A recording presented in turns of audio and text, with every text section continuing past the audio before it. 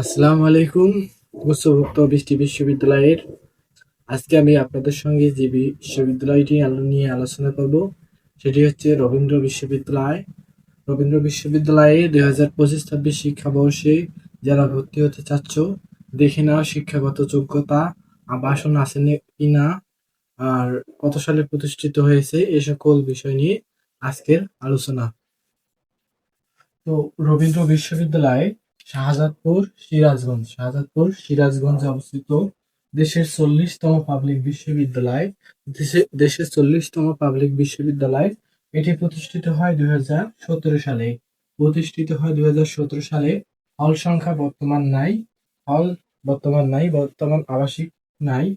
আর কলা ও সামাজিক বিজ্ঞান অনুষদ এখানে আছে তিনটি অনুষদ: কলা অনুষদ, সামাজিক বিজ্ঞান অনুষদ ও ব্যবসায় শিক্ষা অনুষদ।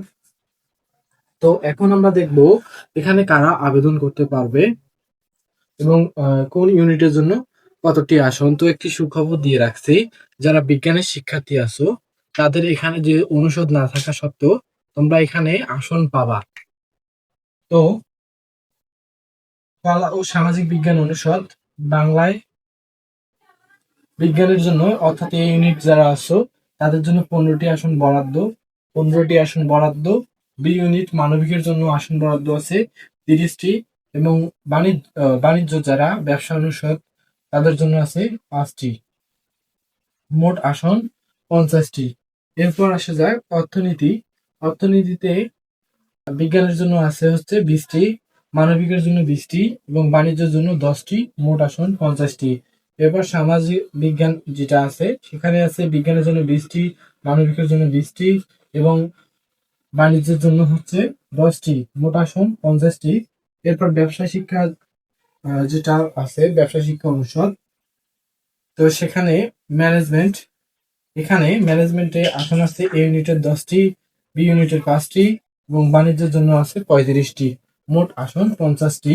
তো এখন আমরা দেখে নিব এই ইউনিটের জন্য রবীন্দ্র বিশ্ববিদ্যালয়ে কতটি আসন রাখছে 2025-26 শিক্ষাবর্ষে। তো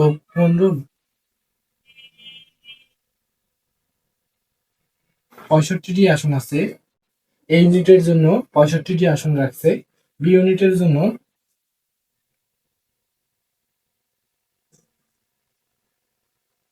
75টি আসন রাখছে এবং সি ইউনিটের জন্য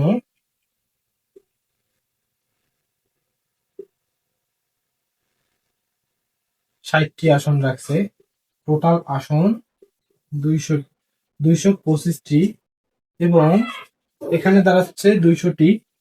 আর সঙ্গীত যারা আছে সঙ্গীতের জন্য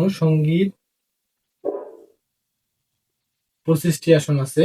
এখানে সকল ইউনিটের শিক্ষার্থীরা আবেদন করতে পারবা। যাদের পাস নম্বর 30 থাকবে তারা আবেদন করতে পারবা। আর সঙ্গীতে আছে 25টি আসন, এখানে ওই একই শর্ত।